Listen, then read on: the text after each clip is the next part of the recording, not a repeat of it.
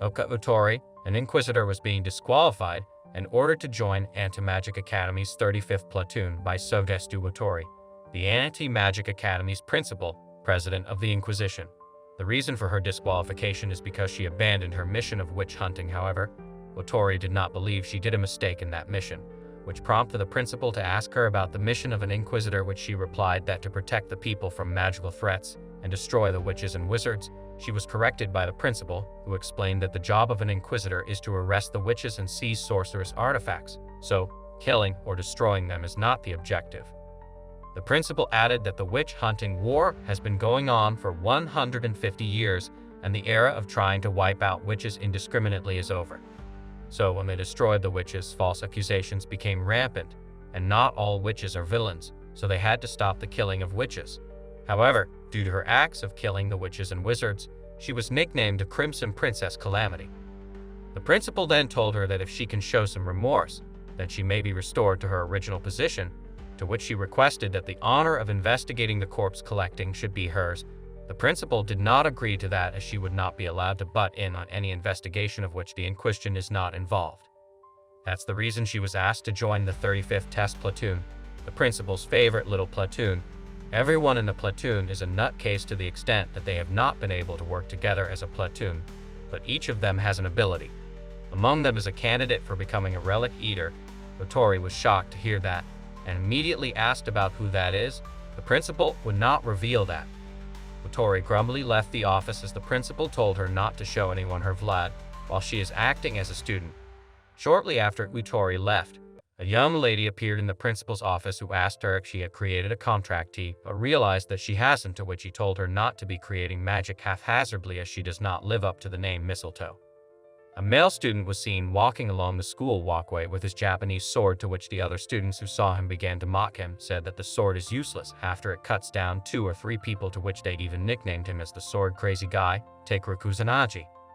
Kusanagi, who heard this, also knew that it's quite true that he cannot use any weapon except a blade, so he wanted to be a part of Inquisition for the sake of the debt of his house.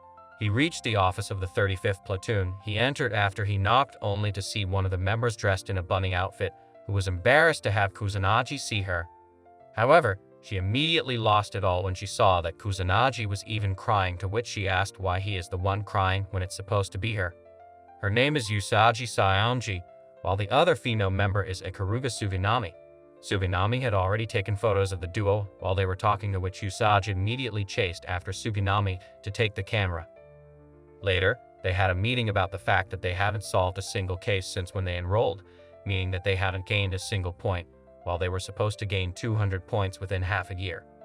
Usagi was the one who raised the concern and faced Kusanagi, their leader in the platoon, asking him to carry more self-awareness.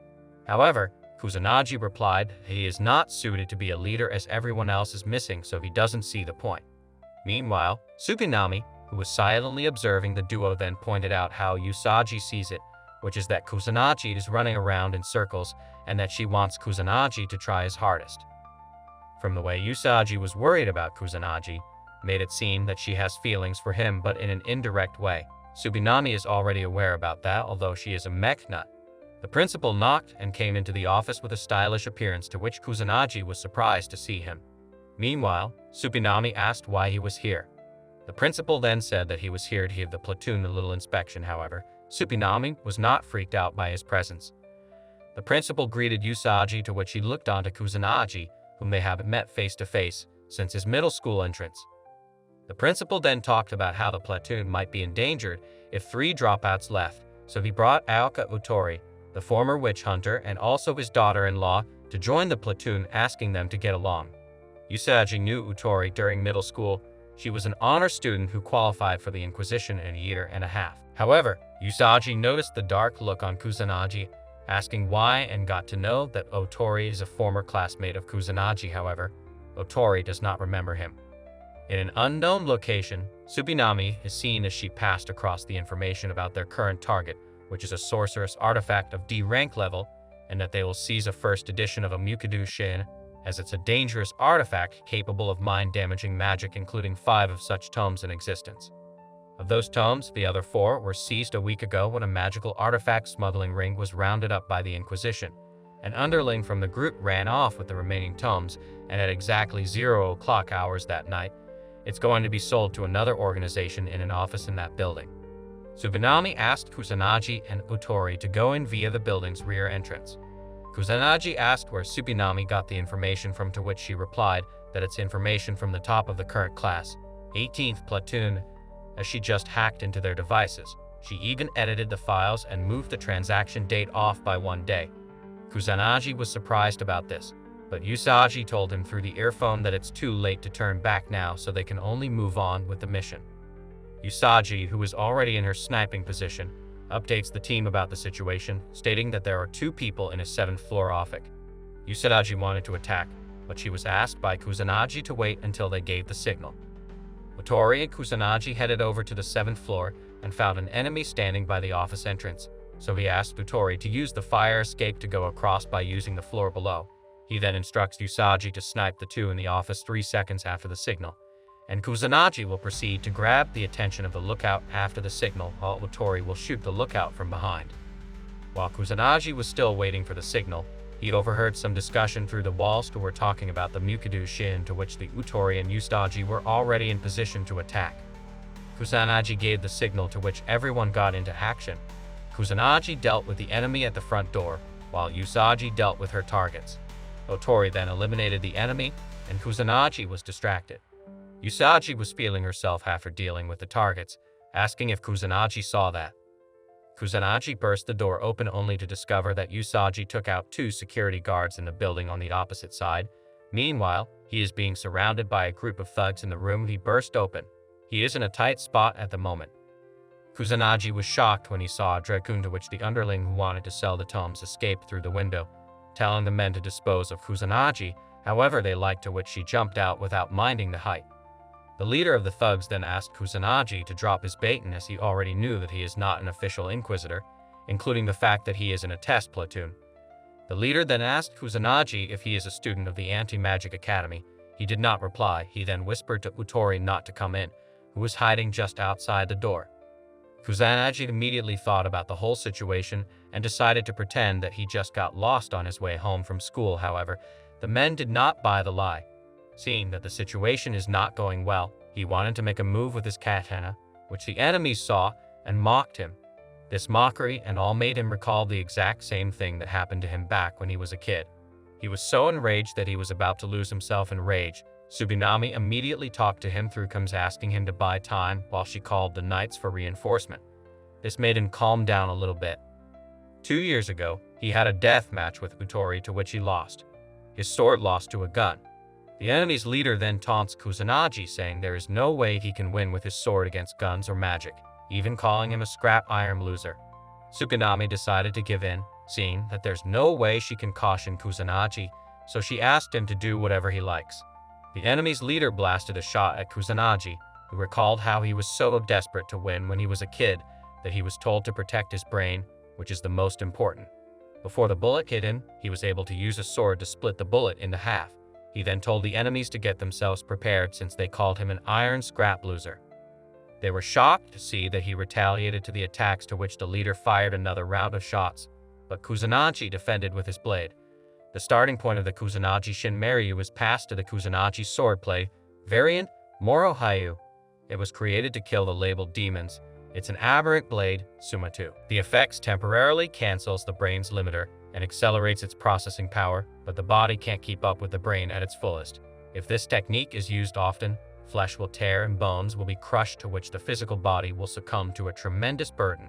However, the current Kusanagi is irrational, as he is actually Sisuke, to which he immediately calmed down when he heard a voice similar to his sister, to which he looked around, only to realize that it was Tsubanami. So, his body did not get crushed, since he stopped in time before using the technique. But the situation had turned for worse, as all the enemies pointed their guns at a close range. He tried to talk his way out, saying that it was all a joke, even claiming that he is sick and that it's just a phase of adolescence. At the time, the vent in the ceiling creaked. While Kusanagi was in a dangerous situation, Usagi immediately ran over to the top of the opposite building under Tsuganami's instructions, to which she got into her sniping position, saying there is no way she can mess it up this time around. Kusanagi tried to tell the enemies that he was just joking, but they would not allow him as they were about to shoot. Meanwhile, someone's hand came out of the vent and shut off the light with a shot. Usagi and Tsukinami were worried that something might have happened to Kusanagi, who himself thought that he was shot, only to see that he was unharmed. The enemies were surprised when they saw the whole place turn dark, wondering if it was electricity. However, two of them suddenly looked at the vent, which was open only to receive a knee attack from Ootori, who jumped down from the vent. Ootori was able to deal with the enemy and proceed to the next as she dashed forward, kicked the chin with her knee, knocking him out. At the time, 3 of the enemies already got used to the dark and saw her, to which she immediately used her gun and dealt with them without losing momentum. She dealt with the rest and finished it off by eliminating the leader as well. However, the dragoon had already been possessed by the last enemy, who attacked from behind, but Ootori was so fast that she disappeared on the spot.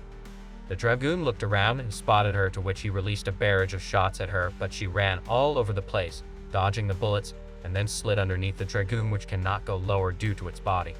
The man controlling the dragoon then decided to crush Ootori on the ground, only to realize that he cannot move. Kusanagi was surprised and then saw that there were bullets in the drive joints. Ootori then explained that the disadvantage of obsolete dragoon is that their joints are exposed and vulnerable, including the fact that it's not made for close combat.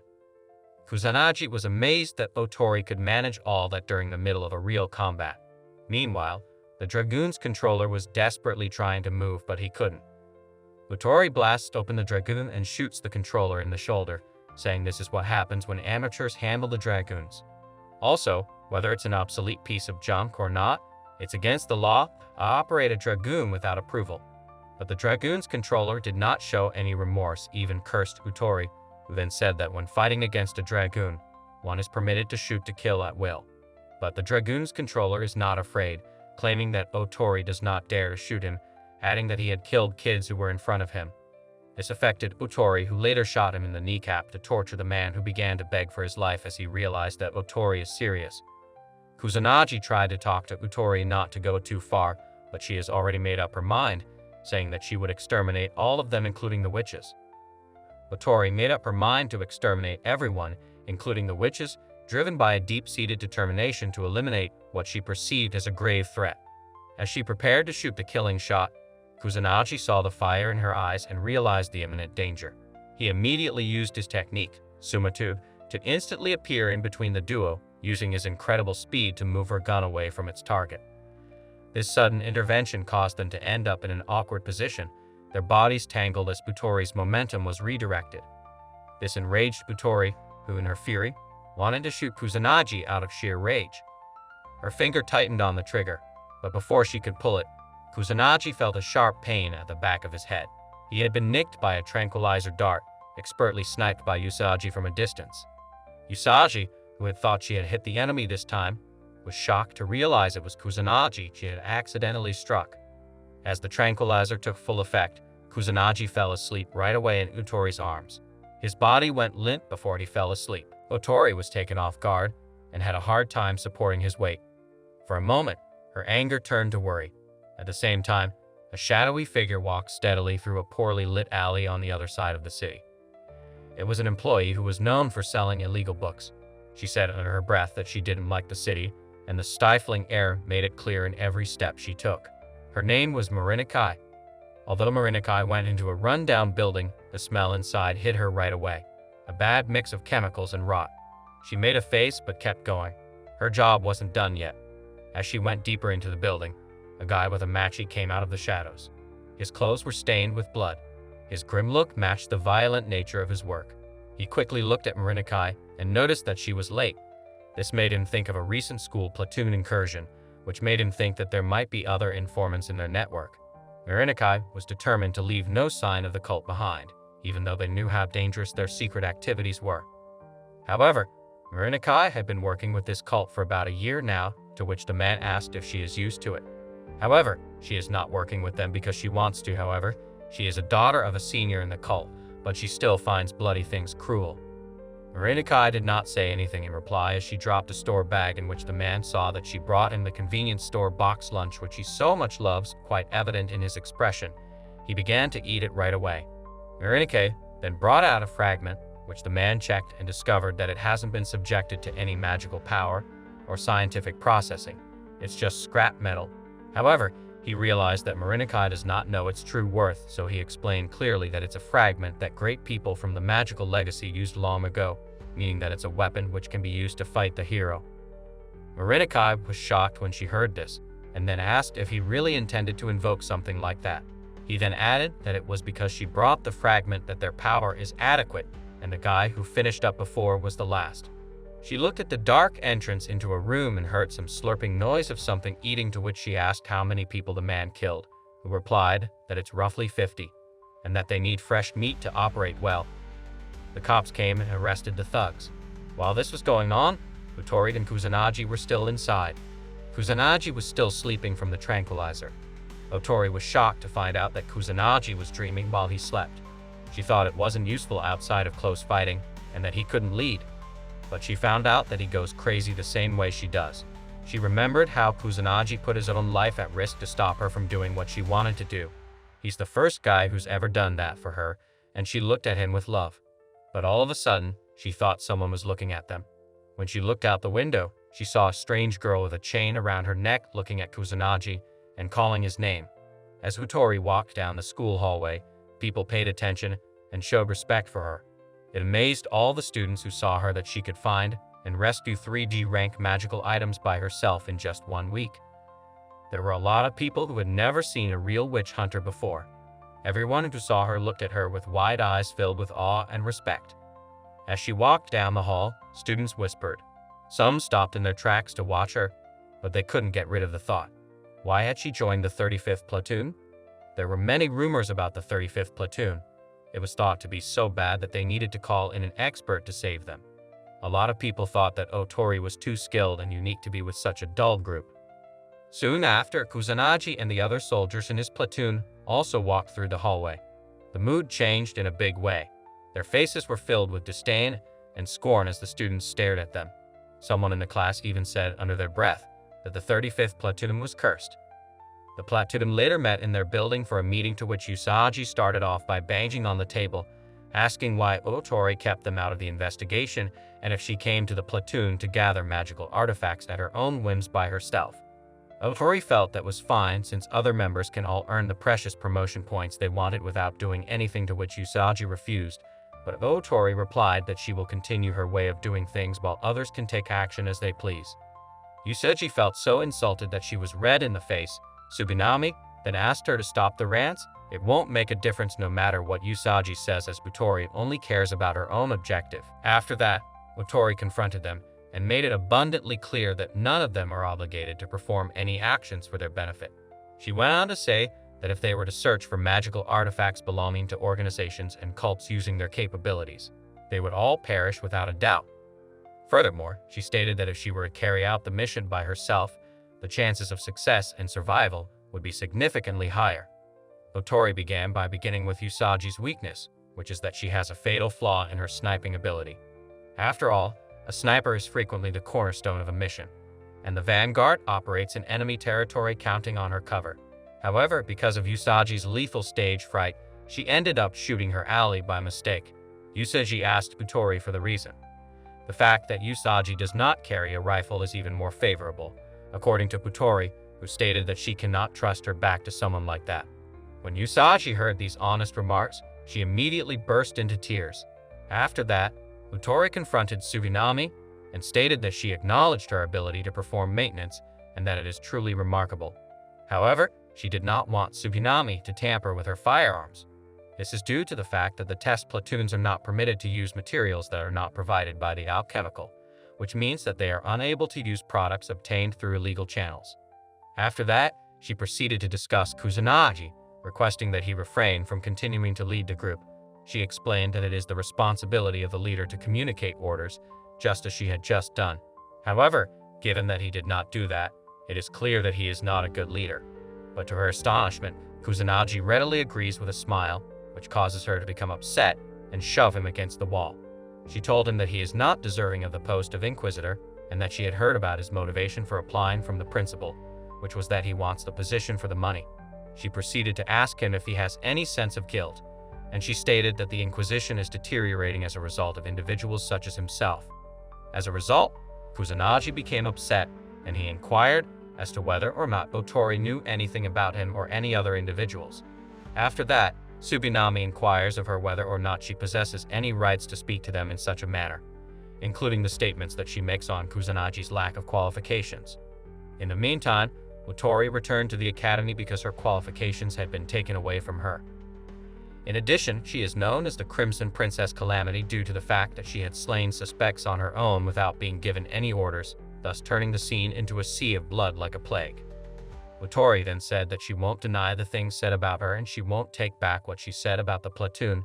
She insisted that Kusanagi's failure as a leader is clear, however she refused to fall together with them, to which she leaves the room.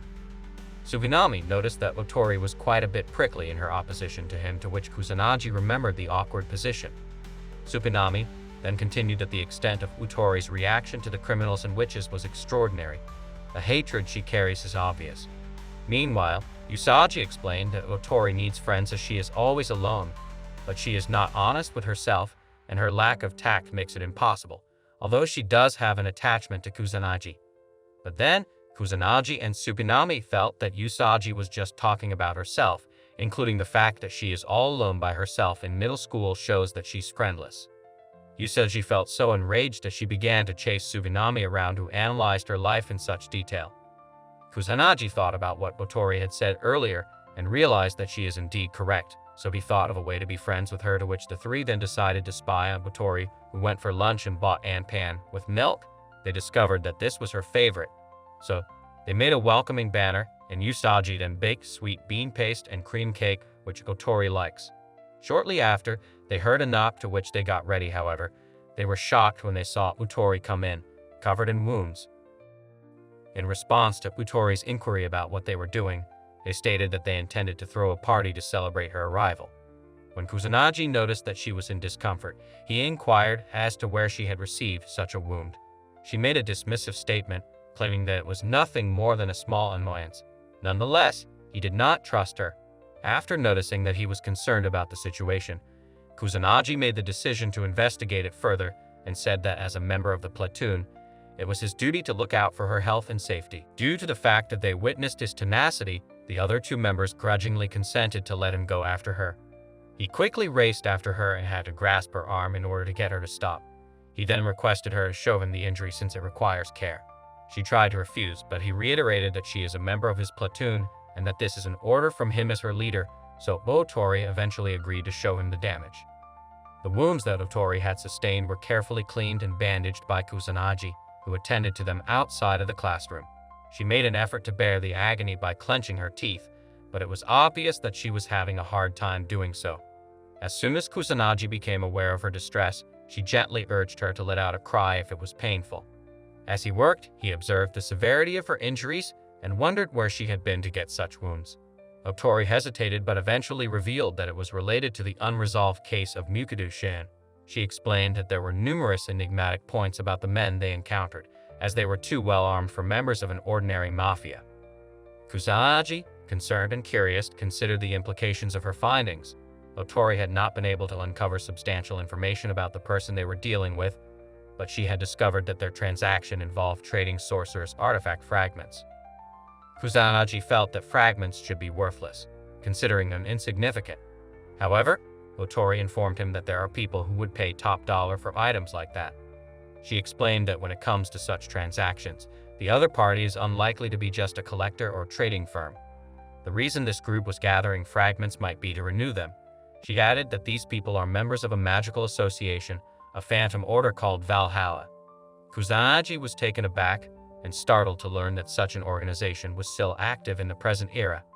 As Ootori proceeded, he explained that there had been a string of peculiar occurrences in recent times, including the theft of corpses from crypts and hospitals. The fact that these remains were being bought and sold is evidence that necrophilia-type witches were involved in our investigation. After receiving this information, Kusanagi became aware of the seriousness of the situation. The fact that Valhalla was involved in the incident led Kusanagi to believe that they ought to disclose the information to Dullahan. However, Ootori mentioned that Dullahan was unable to provide any assistance since he was overburdened with situations that were unconnected to the one at hand. She went on to say that she had attempted to bring up the matter prior to being relieved of her post at Dullahan. The unfortunate reality was that the police were the ones who were responsible for it, and they refused to listen to her explanation. She cautioned Kusanagi that there was no need for him to get involved, adding that she had received information on a gathering of cult members and wanted to resolve the matter on her own. In spite of her resoluteness and her assertion that she would handle it on her own, Kusanagi was unable to be persuaded otherwise. Immediately following the completion of the wound dressing, he insisted on accompanying her.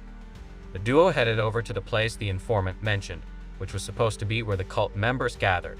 Deciding to take a more discreet approach, they circled around to the back. Ootori led the way, with Kusanagi following close behind. They had to crawl under a wire fence to reach their destination. Once they arrived at the back door, they found it locked. Without hesitation, Ootori blasted it open with a shot. To her surprise, Kusanagi headed into the building first. Ootori was momentarily taken aback since she was supposed to lead. Suddenly, she noticed something amiss and immediately ran towards Kusanagi, pulling him back just in time to save him from a trap. As they regained their footing, the car suddenly sped out of the building. Determined not to let the suspects escape, Ootori aimed at the car's tires and fired. Her shot hit its mark, causing the car to lose control. Kusanagi, stunned by the precision and power of her shot, realized that Tsukinami had restructured the gun with significant recoil, allowing it to achieve such a distance and accuracy. Ootori asked Kusanagi to check the car while she went to investigate upstairs. Kusanagi quickly dealt with the suspects in the car, ensuring they were subdued and unable to escape. Once he was certain the situation outside was under control, he went to look for Ootori. As Kusanagi ascended the stairs, a stinking odor hit him, growing stronger with each step. When he reached the upper floor, he was met with a gruesome sight. Body parts lay in a pool of blood, packed haphazardly into barrels. The scene was horrific, a macabre testament to the cult's brutality. His stomach churned, but he forced himself to push forward, knowing Ootori was somewhere nearby. Then he saw her. In the corner of the room, Ootori was kneeling beside a small figure. A young child, bound to a chair, had been stabbed in the heart, their lifeless eyes staring blankly. Ootori clutched the child's body to her chest, tears streaming down her face. Her expression twisted from sorrow to a menacing resolve as she vowed to take care of everything herself. Determined, she stood up and headed for the door, but Kusanagi quickly moved to block her path. He knew her well enough to see the rage burning in her eyes. She intended to kill the men they had captured outside.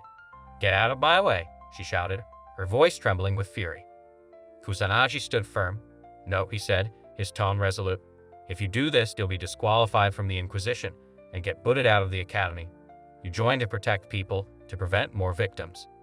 His words struck a chord. Ootori's anger faltered as memories of her little sister flooded her mind, recalling her tragic death. Overwhelmed by emotion, she broke down, her knees giving way as she sank to the floor, sobbing uncontrollably. Kusanagi rushed to her side, wrapping his arms around her in a comforting embrace. The weight of the moment bore down on them, and Ootori, exhausted and emotionally spent, fainted in Kusanagi's arms. A flashback to when Ootori was a kid. She was mostly called Oka back then. She was admitted into an orphanage to which she was introduced to her little sister. Kusanagi went with Ootori to see her family's graveyard. During this sad visit, he kept a close eye on her, which showed that he cared about her. As soon as they got to the graves, Kusanagi asked Ootori about the people who were buried there. When she got to a certain grave, she started telling the story of her younger sister. When Ootori talked about her sister, her voice got softer, and she told them that her sister liked anpan and milk. Even though her sister kept trying to get Ootori to like these treats, she had never been interested in them. Her little sister always told her to try them because she thought she would like them just as much as she did. But Ootori refused to taste them, even though her sister begged her and loved her. Sad to say, her sister's efforts were never rewarded because she died before Ootori could enjoy these easy pleasures with her. As Ootori talked about a more painful part of her life, the conversation became darker. She talked about the scary day a witch had come to their house. Ootori didn't know what the witch was trying to do, but the result was clear and terrible. The witch gave Ootori a terrible choice. Her sister would be safe if her parents were killed. Her parents decided to protect Ootori from harm, which was a very selfless thing to do. They held on tight to her even as the knife was stuck in them. They told Ootori that everything would be okay and to take care of her little sister in their last words, which were a mix of sadness and hope. As Ootori went on with her sad story, the images in her head made her voice heavier. Even though her parents gave their lives, the witch still had power over her. Because of the witch's evil power, Ootori had to do something horrible. She had to stab her own little sister. The horror made Ootori's mind fight back, but she couldn't control her body. She was forced to do something she didn't want to, and tears ran down her face. She didn't show any sympathy when she told her to smile. Even though Ootori was crying while she was forced to smile, she couldn't stop herself. The pain of being unable to do anything made her sadness and hopelessness even worse. What did the witch take from Ootori? Her family, her sense of safety, and any notion of a normal life. The pain she felt from her loss and the stress of that night would never go away. This was the reason she hated witches so much and blamed herself so much. It was impossible for her to forgive them or herself for the horrible things she had to go through. After such a terrible loss, Ootori promised to spend the rest of her life getting rid of witches. It turned into her only goal, her reason for living. This promise wasn't just a way for her to get back at the people who hurt her, including her family. It was also a way for her to find some justice and make things right with them. When Ootori looked at Kusanagi, his face became sad. She told him that she knew he fully understood her pain and her goal. She told him that being close to her would always cause trouble. Her search for revenge was dangerous, and other people were likely to get in the way and stop her.